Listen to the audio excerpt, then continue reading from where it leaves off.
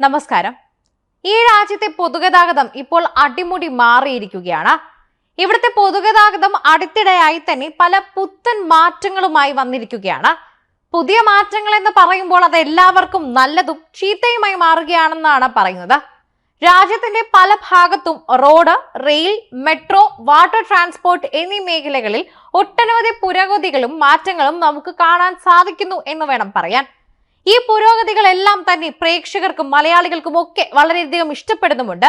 വന്ദേ ഭാരത് തുടങ്ങിയ ഹൈസ്പീഡ് ട്രെയിനുകളുടെ വരവ് റെയിൽവേ സിസ്റ്റത്തിന് തന്നെ ഒരു പുത്തൻ ഉണർവ് നൽകിയിരിക്കുകയായിരുന്നു.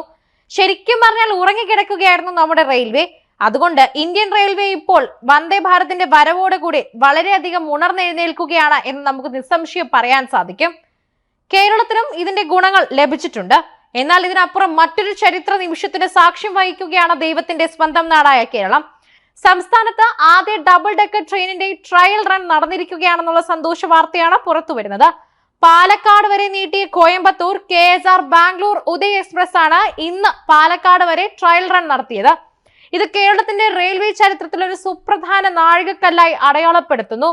ഇന്ത്യൻ റെയിൽവേയുടെ ഉദയ് എക്സ്പ്രസ് സീരീസിലെ ആദ്യ double decker AC chair car ട്രെയിനാണിത്. പൊള്ളാച്ചി കോയമ്പത്തൂർ പാതയിലാണ് ഈ ട്രയൽ റൺ നടന്നത്. നവീകരിച്ചതും വൈദ്യുതീകരിച്ചതുമായ പൊള്ളാച്ചി റൂട്ടിൽ ട്രെയിനുകളുടെ അഭാവം പരിഹരിക്കുകയാണ് ഇതിന്റെ പ്രധാന ലക്ഷ്യമെന്ന് റിപ്പോർട്ടുകൾ വ്യക്തമാക്കുന്നു. രാവിലെ കോയമ്പത്തൂരിൽ നിന്ന് പുറപ്പെടുന്ന 226665/66 നമ്പർ ഉദയ എക്സ്പ്രസ് 11:10 പാലക്കാട് ജംഗ്ഷനിൽ എത്തിയിരുന്നു. 2 ബോഗികളുമായുള്ള പരീക്ഷണ ഓട്ടം വിജയമായിരുന്നുവെന്ന് സ്റ്റേഷൻ മാസ്റ്റർ തന്നെ വ്യക്തമാക്കി. 1:15 ആരംഭിച്ച കോയമ്പത്തൂരിലേക്കുള്ള മടക്കയാത്ര 3:45 കോയമ്പത്തൂർ എത്തിയതോടെ പരീക്ഷണയോട്ടം പൂർത്തിയായിരിക്കുകയാണ്. വൈകാതെ തന്നെ ഈ റൂട്ടിൽ ഡബിൾ ഡെക്കർ സ്ഥിരമായി സർവീസ് നടത്തുമെന്ന് പ്രതീക്ഷിക്കാം. കോയമ്പത്തൂർ മുതൽ ബാംഗ്ലൂർ വരെ 432 കിലോമീറ്റർ ദൂരമാണ് ഉദയ് എക്സ്പ്രസ് സർവീസ് നടത്തുന്നത്.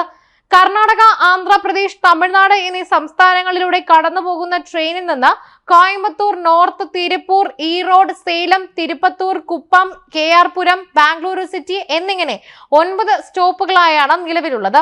എന്നാൽ കോയമ്പത്തൂർ മുതൽ പൊള്ളാച്ചി വരെ 45 കിലോമീറ്ററും പൊള്ളാച്ചിയിൽ നിന്ന് പാലക്കാട് വരെ 45 കൂടി 90 കിലോമീറ്ററും ദൂരം സഞ്ചരിച്ച് സ്ഥിരം സർവീസ് ആരംഭിച്ചു കഴിഞ്ഞാൽ ബാംഗ്ലൂരു ഉൾപ്പെടെ അന്യ സംസ്ഥാനങ്ങളിലെ മലയാളികൾക്കും ട്രെയിൻ ഏറെ ഗുണകരമാകുമെന്ന കാര്യത്തിൽ യാതൊരു തർക്കവും ഉണ്ടാകാൻ പോകുന്നില്ല.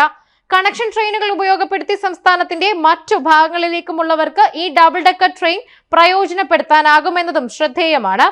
റെയിൽവേക്ക് മികച്ച വരുമാന മാർഗമാകുന്ന ട്രെയിനിന്റെ ഈ പരീക്ഷണയോട്ടം ഏറെ പ്രതീക്ഷയാണ് നൽകുന്നത്. ബർത്തുകൾ ഇല്ലാതെ രാത്രി യാത്രകൾക്ക് ഉപയോഗിക്കുന്നതാണ് ഡബിൾ ഡെക്കർ ട്രെയിനുകൾ. മികച്ച തരത്തിലുള്ള സീറ്റാണ് യാത്രക്കാർക്കായി ഇതിൽ ഒരുക്കിയിരിക്കുന്നത്. കാലുകൾ നീട്ടിവയ്ക്കാൻ തരത്തിൽ കാര്യമായ ലെഗ് സ്പേസ് ആണ് ഇതിന്റെ പ്രത്യേകത. മറ്റ് ബോയികളുമായി താരതമ്യപ്പെടുത്തുമ്പോൾ 2ലേറെ അടി ഉയരം കൂടുതലായിരിക്കും ഡബിൾ ഡെക്കറുകൾക്ക്. ട്രെയിനിൽ ഇത്തരത്തിലുള്ള 12 മുതൽ 16 ബോയികളാകും ഘടിപ്പിക്കുക. പരീക്ഷണയോട്ടം വിജയകരമാകണമെന്ന റിപ്പോർട്ടുകൾ വ്യക്തമാക്കുന്നുണ്ട്.